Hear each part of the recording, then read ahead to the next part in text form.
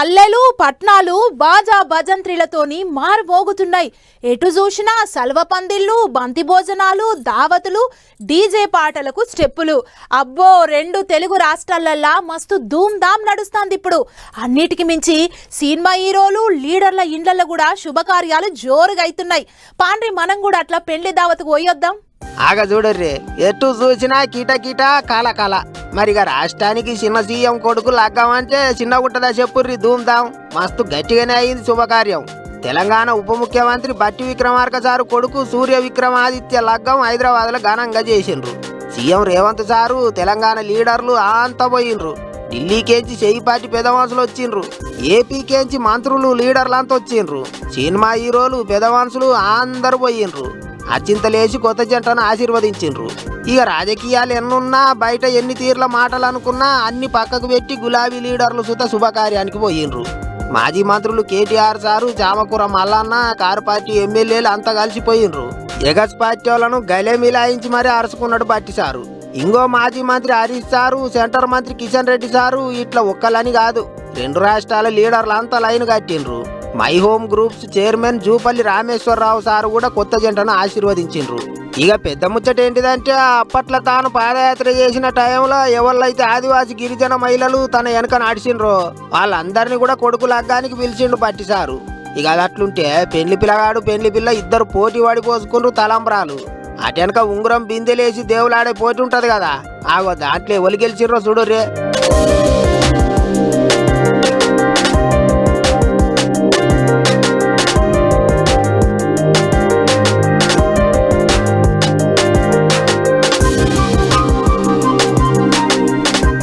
చూసిర్రా, ఆఖరికి పెళ్లి పిల్లనే గెలిచింది. ఇట్లా మస్తు ఘనంగా నడిచింది శుభకార్యం. ఇక ఒక్క బట్టి సారు కొడుకు లగ్గమే కాదు, సెలబ్రిటీల ఇండ్లల్లో కూడా శుభకార్యాలు గట్టిగానే అవుతున్నాయి.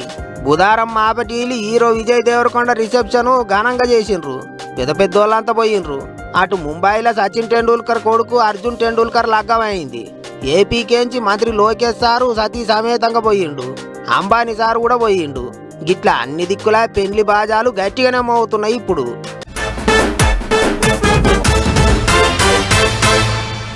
మూసి ముద్దగా చేస్తామని కాంగ్రెస్ సొల్లు. చెల్, అదంతా ఉత్తముచ్చటే. మూసి చుట్టుముట్టున్న భూములను కబ్జా పెట్టేందుకే ఇదంతా ఉపాయమని కారుపాటోళ్ళు. కట్టెల పుల్లిరికే పుల్లల కట్టిరికే అన్నట్లే నడిమిట్ల పువ్వు పాటోళ్ళు కొంత. ఓ 7-8 నెలల సంధి మూసి ముచ్చట మీద తాపకోపాలి జవడం అయితేనే ఉన్నది తెలంగాణలో. ఈ నడుమ జడ మర్చిపోయినట్టయిందనుకుంటే ఇవాళ మల్లోపాలి మూసి పంచాయతీ ముంగటేసుకున్నాడు రామన్న. వారేవా, మూసీ నది మీద మల్లో పంచాయతీ ముంగటేసుకుంటూ కారుపార్టీ ముఖ్య లీడరు రామన్న. మూసీ ముద్దుగా చేసేటి పనులు ఎట్టెట్టయితున్నాయో అరుచుకునేందుకు నాగోళ్ళున్న మూసీ కాలువ కడిగిపోయిండు పొద్దుగాల. మూసీ నదిని ముద్దుగా చేసేందుకు తెలంగాణ గవర్నమెంట్ వాళ్ళు కాలువకు పక్క పొంచి ఉండేటి ఇండ్లను ఖాళీ చేపించేటి పని పెట్టుకుంటే అట్టెట్ట ఇండ్లు ఖాళీ చేపిస్తారని కారుపార్టీ వాళ్ళు కయ్యం లేపబట్టిరి. వచ్చిన మర్నాడే చెప్పిండు రేవంత్ రెడ్డి గారు, 1,50,000 కోట్ల రూపాయలతో చేస్తాం మూసీని అన్నాడు. మేం పరిశాన్ అయినాం. మంచిరేవుల నుంచి గట్కేసర్ దాకా మూసీలా ఎక్స్ప్రెస్ వే కడితే కూడా 10,000 కోట్లు అవుతుంది. అది కూడా మేము లెక్కేసినాం. అది కూడా మేమే ప్రాజెక్ట్ రిపోర్ట్ తయారు చేసి గవర్నమెంట్లో ఉన్నది. అది ప్లస్ 4,000 కోట్ల రూపాయలతోని సివరేజ్ ట్రీట్మెంట్ ప్లాంట్లు ప్లస్ ఇంకొక 2,000 కోట్లు సుందరీకరణ అన్ని చేస్తే కూడా 16,000 కోట్లలో మూసీ సుందరీకరణ అయిపోతుంది. కానీ రేవంత్ రెడ్డి గారు 16,000 కోట్లతో పోయేదాన్ని ఇలా 1,50,000 కోట్లు అని పదే చెప్తా ఉన్నారు. మామూలుగానైతే మూసీ నదిని ముద్దుగా చేసేందుకు 16,000 కోట్ల రూపాయలే అవుతాయట. కానీ 1,50,000 కోట్ల రూపాయలు దేనికనేది రామన్న అడుగుతున్న మాట. అంతేకాదు, ఓ కాంచి మూసీ నదికి పక్క పొంటి ఉన్న ఇండ్ల ముచ్చట మాట్లాడుకుంటూనే మూలగొట్టిన ఇండ్ల ముచ్చట కూడా ముందటేసుకొని పొట్టు సాపించిండు. 2.5 ఏళ్లు గడిచినా ఒక్క ఇల్లు కట్టలేదు హైదరాబాద్ లో రేవంత్ రెడ్డి గారు. కేసీఆర్ గారు 1,00,000 డబుల్ బెడ్రూమ్ ఇల్లు కడితే నువ్వు ఒక్క ఇల్లు కట్టినావు హైదరాబాద్ లో. ఇందిరమ్మ ఇల్లు అని ఇలా మేము కట్టిన ఇళ్లకు రంగులు మార్చి 3 రంగులు పూసి ఇది మాయి అని డబ్బా కొట్టుకునే ప్రయత్నం చేస్తున్నాడు రేవంత్ రెడ్డి గారు. నేను ఛాలెంజ్ చేస్తా ఉన్నా రేవంత్ రెడ్డి గారు, ఈ 2.5 ఏళ్లలో హైదరాబాద్ లో ఒక్క ఇల్లు నువ్వు కట్టినట్టు చూపెడితే నేను శాశ్వతంగా రాజకీయాలు వదిలేస్తా అని చెప్పి నేను ఇవాళ సవాల్ చేస్తా ఉన్నా. ఇట్లా మూసీ కాలువ చుట్టూ తిరిగి అంత అరుచుకుంటే కాదు, నాగోళ్ళున్న మూసీ ప్లాంట్ కాడికి పోయి చూసిండు కూడా ఆడ పరిస్థితి ఏందని. 5.5 కిలోమీటర్ల పొడుగుతో ఒక్క ఇల్లు కూడా ముట్టుకోకుండా నున్నగా చేసిడట ఇంతకు మునుపు. ఇప్పుడు కూడా అట చేసే కాకపోయిందా అనేది రామన్న అంటున్న మాట. ఒక్క ఇల్లు కూలగొట్టకుండా మన మూసీ నదిలో మనం కూడా ప్రయోగాత్మకంగా ఒక 5-6 కిలోమీటర్లు సుందరీకరణ చేయాలని చెప్పి కేవలం 6 కోట్ల రూపాయలతో ఇప్పుడు మీరు చూసిన ఫుట్పాత్లు కానీ, అక్కడ ఓపెన్ జిమ్లు కానీ, అక్కడ మీరు కట్టిన ఫ్లాగ్ పోస్ట్ కానీ, క్రీడా ప్రాంగణాలు కానీ, అటువైపు ఇటువైపు 3 కిలోమీటర్లు, అవతల ఉప్పల్ నియోజకవర్గంలో 2.5 కిలోమీటర్లు కేవలం 6 కోట్ల రూపాయలతో సుందరీకరణ కూడా చేసి ఇవాళ 3-4 వేల మంది రోజు వాకింగ్ చేసే విధంగా దీన్ని కూడా తీర్చిదిద్దడం జరిగింది. కార్ పార్టీ వాళ్ళు ఇట్లా అంటుంటే కాంగ్రెస్ వాళ్ళు అంటున్న మాట ఇంకో తీరుగున్నది. గుజరాత్ రాష్ట్రంలో సబర్మతి నదికి పక్క పోయింటి అక్కడి సర్కారు వాళ్ళు చేసినట్టే ముద్దుగా చేయాలని చూస్తున్నారట గవర్నమెంట్ వాళ్ళు. కానీ కావాలని కాళ్ళలో కట్టెబెట్టినట్టే చేస్తున్నారు అనేది కాంగ్రెస్ వాళ్ళు అంటున్న మాట. అయితే ఇప్పుడు మన హైదరాబాద్ పట్టణం నడిమిట్లకేంచి మూసీ నది ఎట్టబోతుందో అప్పట్లో అహ్మదాబాద్ నడిమిట్లకేంచి సబర్మతి నది కూడా అట్టనే పోయేడుతుండే. చుట్టూ రేకుల ఇండ్లు లండు బొండు ఈడ మనతానున్న దానికంటే అధ్వానంగా ఉండేడుతుండే. దాన్ని అప్పట్లో మోదీ సార్ సీఎం ఉన్నప్పుడు ముద్దుగా చేసిండు ఈ తరీకల. ఇప్పుడు మనతాన మూసీ కాలువ చుట్టూ కూడా అట్టనే చేసి చూపెడతాం అనేది కాంగ్రెస్ వాళ్ళు అంటున్న మాట. మరి ఏమవుతుందో ఏమో కానీ కాంగ్రెస్ వాళ్లకు కార్ పార్టీ వాళ్లకు నడమ ఒడవని పంచాయతీ అయింది బౌండరీకి మూసీకి అయ్యాం.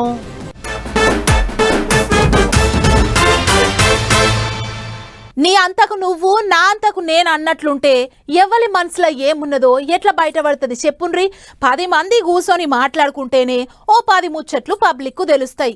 అందుకే అసెంబ్లీ మీటింగులప్పుడు లీడర్లంతా రావాలే, అందరూ మాట్లాడాలి అనేది. అన్నట్టు ఏపీ అసెంబ్లీ మీటింగులు చాలై 14 రోజులైతాంది. మరిగా బేస్తారం ఏమేం నడిచింది, లీడర్లు ఏమేమన్నారు, అట్లా పోయి అరుచుకొని వద్దాం పాండ్రి. అట్లిట్లా 14 దినాలకు వచ్చినాయి ఏపీ అసెంబ్లీ మీటింగులు. అటు మండలిలా ఎప్పట్లెక్కనే ఎంకన్న గుడి ముచ్చట్లు ఫ్యాన్ పార్టీ వాళ్ళ లొల్లే నడిచింది. దేవుని గుళ్ళ మంత్రి ఆనం రామనారాయణ రెడ్డి సారు గట్టిగానే అరుచుకుంటూ పంక పార్టీ వాళ్ళను. టీటీడీ అధ్యక్షుడు వైవి సుబ్బారెడ్డి గారు చెప్పారు, అధ్యక్ష కల్తీ జరిగిన మాట వాస్తవం అని. ఆయన తర్వాత వచ్చిన కరుణాకర్ రెడ్డి గారు చెప్పారు, అధ్యక్ష ఈ కల్తీ జరిగిన మాట వాస్తవం అని. వాళ్లే ఒప్పుకున్న తర్వాత వీళ్ళు ఎందుకు అధ్యక్ష మాట్లాడతారు? అసలు అధ్యక్షుడే ఒప్పుకున్నారు, నాటి టీటీడీ అధ్యక్షుడే ఒప్పుకున్నారు కల్తీ జరిగిందని. వీళ్ళు ఒప్పుకోరు. ఇక ఆనం సారు మాట్లాడినాక లడ్డు కల్తీ మీద చర్చ ఒడిసింది. మళ్ళీ ఎవరు మాట్లాడొద్దని చైర్మన్ సార్ చెప్పేటాలకు పాక పార్టీ వాళ్ళు గరం అయినరు. నడుమాతరాన ముచ్చటను అట్టెట్లో కొడతారు అన్నట్టు మాట్లాడినరు. ఎందుకంటే నిజాలు ఒప్పుకోలేక ప్రభుత్వం చర్చలో పాల్గొనడానికి మేము పాల్గొనట్లేదు, చర్చలో ప్రభుత్వ పక్షంగా మేము మాట్లాడతలేదని మాట చెప్పి కూర్చున్నటువంటి పరిస్థితులు. అసలు ఇంతకంటే దౌర్భాగ్యం ఎక్కడైనా ఎప్పుడైనా జరుగుతుందా అని నేను ఈ సందర్భంగా అడగదలుచుకున్నాను. అటు మండలి ముచ్చట్లు ఇట్లుంటే ఇంకో దిక్కు శాసనసభల మంత్రులంతా ఒక్కొక్కళ్ళు పథకాల లెక్కలన్నీ చెప్పుకొచ్చిండ్రు. మున్సిపాలిటీ మంత్రి నారాయణ సారు మాట్లాడుకుంటా ఉగాది పండుగకు మంచి శుభవార్తనే ఉన్నట్టు చెప్పిండు. 4,451 కోట్ల అడ్కో లోన్ శాంక్షన్ అయింది అధ్యక్ష. ఉగాదికి 1,00,000 హౌసెస్ ని ఇనాగ్రేషన్ చేస్తున్నాం, మిగిలినవి కూడా జూన్ కంప్లీట్ చేస్తాం.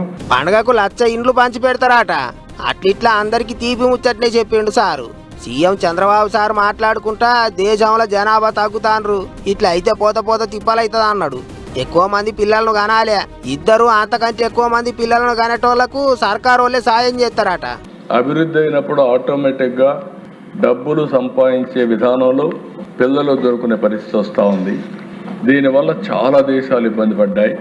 అందుకే ఒక నూతనమైన విధానం కోసం ఈరోజు మేము ఆలోచించేది, ఈ రెండో బిడ్డ కానీ చైల్డ్ కానీ 2 కంటే అబౌవ్ ఎంతమంది వాళ్ళు ఇచ్చేస్తే డెలివరీ సమయంలోనే 25,000 రూపాయలు ఆ పేరెంట్స్కి డబ్బులు ఇస్తామని చెప్తున్నారు. ఇప్పటికే చైనా, జపాన్ అటువంటి దేశాలల్లో పబ్లిక్ తగ్గిపోయినరు. మన దిక్కు కూడా అట్లా కావద్దంటే ఇప్పటి సందే అన్ని తీర్ల తిప్పల పడాలి అన్నట్టు చెప్పుకొచ్చిండు సీఎం సారు. గిట్లా మండలి మీటింగ్లల్లా లొల్లి నడుస్తున్నా సరే శాసనసభలో మాత్రం చర్చ ఓ పద్ధతి మీద నడుస్తుంది.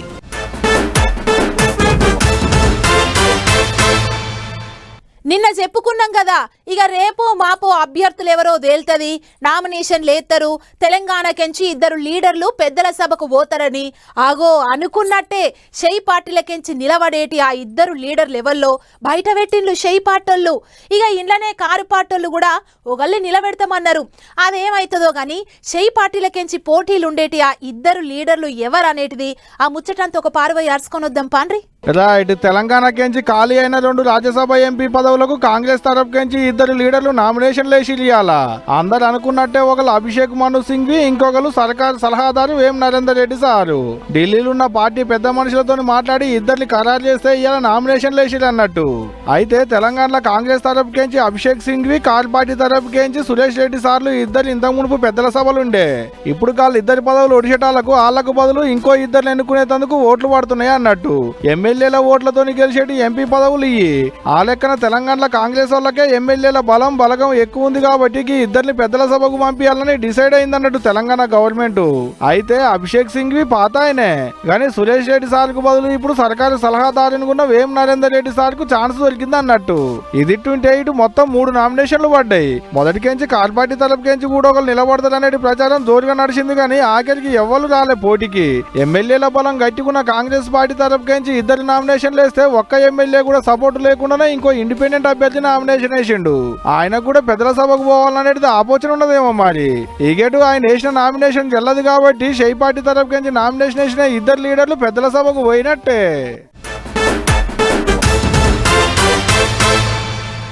మనకు జన్మనిచ్చిన తల్లిని పుట్టిన ఊరును ఎప్పటికీ మర్చిపోద్దంటుంటారు పెద్ద మనుషులు. ఎంత ఎదిగినా ఎంత పెద్ద స్థాయికి పోయినా ఆఖరికి ఢిల్లీకి రాజైనా తల్లికి కొడుకే అంటుంటారు. అందుకే ఇగో సొంత ప్రాంతానికి ఎసొంటి అవసరం వచ్చినా సొంత పబ్లిక్ ఎసొంటి తిప్పలొచ్చినా మేమున్నాం అని అండగా నిలబడుతున్నారు సార్లు. పుట్టిన ఊరు కన్న తల్లి అసొంటిదని నిరూపిస్తుండ్రు, సేవ చేసుకుంటుండ్రు. నాగర్ కర్నూలు జిల్లా కొల్లాపూర్ పట్టణంలో కొత్తగా వెలమ సంక్షేమ సంఘం భవనము అట్లనే కళ్యాణ మండపం చాలు చేసిర్రు. మంత్రి Jupally Krishna Rao, my home groups అధినేత జూపల్లి రామేశ్వరరావు ఇద్దరు సార్లు కలిసి కొత్త బిల్డింగ్లను ప్రారంభించారు. ఇక తొలుత మంత్రి సార్ మాట్లాడుకుంటా ఒకప్పుడు కోన్ పూచుతా కొల్లాపూర్ అనేటట్టు ఉన్న ప్రాంతాన్ని ఇప్పుడు అన్ని తీర్ల ఎలుగులో చేసుకుంటున్నాము, పబ్లిక్ కు అన్ని సౌలతులు అందుబాటులోకి వస్తున్నాయి అన్నట్టు మాట్లాడిండు. ఇక అటెనక జూపల్లి రామేశ్వరరావు సార్ మాట్లాడిండు. కొల్లాపూర్ అంటే సారు పుట్టి పెరిగిన ప్రాంతమాయే, అందుకే ఆ ప్రేమ అభిమానంతోనే తల్లిదండ్రుల పేరు మీద సారు ఫంక్షన్ హాల్ కట్టించిండు, ఇంగిన్ని బిల్డింగులు కూడా కట్టించిండు. పెద్ద ముచ్చట ఏంటిదంటే ఇప్పుడు కొత్తగా ప్రారంభించిన బిల్డింగుల మీద వచ్చే ఆదాయం అంతా పేద విద్యార్థుల చదువులకు ఖర్చు చేయాలని చెప్పిండు సారు. ఒకప్పుడు కొల్లాపూర్ దిక్కు చదువుకోనికే ఎసోటి సౌలతులు ఉండేవి కాదట. అయినా సరే కొల్లాపూర్ గడ్డ మీద పుట్టి గొప్ప స్థాయికి చేరుకున్న వాళ్ళు చాలా మందే ఉన్నారు అన్నట్టు చెప్పుకొచ్చిండు సారు. అట్లనే పేద విద్యార్థులకు అన్ని తీర్ల అండగా నిలుస్తానని మాటిచ్చిండు. అన్ని దానాలలో విద్యాదానం కూడా మస్తు గొప్పది, అందుకే ప్రతి ఒక్కళ్ళు పేద విద్యార్థులకు అండగా నిలబడాలి, చదువుకోనికి అవకాశం కల్పించాలి అన్నట్టు కూడా మాట్లాడిండు సారు. ప్రతి పేదింటి బిడ్డ చదువుకోవాలి, చదువే అన్నిటికంటే గొప్ప సంపద అని చెప్పుకొచ్చిండు. ఎంత పెద్ద స్థాయికి పోయినా కన్నతల్లి అసోంటి సొంత ప్రాంతాన్ని సొంత జనాన్ని మాత్రం సార్ అస్సలు మర్చిపోడు కదా అనుకుంటారు ఇప్పుడు కొల్లాపూర్ పబ్లిక్.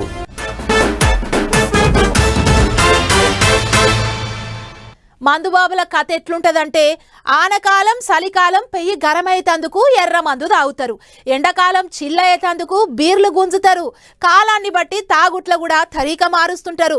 అట్లా ఇన్నొద్దులు బాటళ్లకు బాటళ్ళు మందు మింగినోళ్ళు ఇప్పుడు ఎండలు జర్రంత పెరిగేటాళ్లకు బీర్లకెళ్ళి చూస్తుండ్రట. చూసుడు కాదు, కేసులకు కేసులు గుంజిండ్రట కూడా. ఇప్పటి వరకు ఎన్ని బీర్లు దాగిండ్లు, బీర్ల మీద ఆమ్దాన్ ఎంతొచ్చిందో అదంతా ఒకసారి అరుచుకొని వద్దాం పాండ్రి. సూరన్న సొలుకులు పెట్టుడు, బీర్లు పూసిన బొంగుడు, ఎండలు దాంచుడు, బార్లల్లో బీర్లు గుంజుడు. బార్లల్లో బీర్ల కొరకు బార్లు తీరుతున్నారు పెయ్యి సల్లగా చేసుకునేందుకు. తాగుడు తాగితే మార్చి నెలలకి 4 గొత్తులలోనే ఏం తక్కువ 8 లక్షల కేసుల బీర్లు గుంజిలంటే చూడు మన తెలంగాణలో తాకత్ ఏ తరీకలుందో. ఇక అంటే రోజుకో 2 లక్షల కేసుల బీర్లు గుంజిలు అన్నట్టే. పోయినేడు మార్చి నెల మొత్తం కలిపి 31 లక్షల కేసుల బీర్లు తాగితే ఈ పారి 4 గొత్తులలోనే అందులో 4వ వంతు బీర్లు కథం పెట్టిడట మనోళ్ళు. ఈ లెక్కన చూసుకుంటే పోయిన పారి కన్నా ఈ పారి కొద్ది గొప్ప తక్కువ 2 అమ్మకాలు పెరిగేటట్టున్నాయని లెక్కలేసుకుంటారు ఆబ్కారీ ఆఫీసర్లు. ఈ గొప్పతనం అంతా మన సూరన్నదే. సుర్రు అనుకుంటా సురుకులు పెడుతుంటే దూప అనుకుంటా వైన్స్ల మీద పడుతున్నారు మనోళ్ళు. చల్లడి బీర్లు గుంజితే ఒంటికి సలవని మనోళ్ళ ఆపోచన. ఇంట్లోనే లగ్గాల సీజన్ ఆయే, ఎండకో బీర్లు కడుపులో పడితేనే పెళ్లిళ్ళ కాడికి పోయేటి బాపతులు ఆయే. మళ్ళా ఇక బీర్లు అమ్ముడు బొమ్మంటే ఎందుకు పోవు, ఆమ్దాని పెరగమంటే ఎందుకు పెరగదు. మామూలుగానైతే ఏడాదికో 450 కెంచి 500 లక్షల కేసుల బీర్లు తయారు చేస్తారు. కానీ ఈ ఏడు ఇంకో 15 కెంచి 20% వరకు కేసుల బీర్లు ఎక్కువ తయారు చేసేటట్టుంది అనేది ఆబ్కారీ ఆఫీసర్లు అంటున్న మాట. ఎగిట తాగేటోళ్ళు పెరుగుతున్నారు కాబట్టి బీర్లు తయారు చేసేటి కంపెనీలోళ్ళు కూడా అలసుగా అన్నారు. పోయినేడు కంటే ఇయ్యేడు ఇగిన్ని ఎక్కువ కేసుల బీర్లు తయారు చేసేటి పనిలో పడ్డారు ఆల్రెడీ. ఎంత కాదన్నా పోయినేడు కంటే ఇయ్యేడు ఇంకో 10-12% ఎక్కువ బీర్లు తయారు చేయాలని ఉపాయం చేస్తున్నారట కూడా బీర్ల కంపెనీలోళ్ళు. మామూలుగానైతే గోదాములలో 15 రోజులకు సరిపోను సరుకుంటది, కానీ మనోళ్ళ జోరు చూసినాక 35 రోజులకు సరిపోను సరుకును నిల్వ పెట్టాలని డిసైడ్ అయ్యాట. అంటే ఈ లెక్కన బీర్లు తాగేటోళ్ళకి ఇక రందేం లేనట్టే. పొద్దుగాల పోదాల కళ్ళు పైటిల్లి చల్లటి బీర్లతోని ఎండాకాలం ఓడిచిన దానిక ఇక రందేం లేదు పోండ్రి మనోళ్లకు.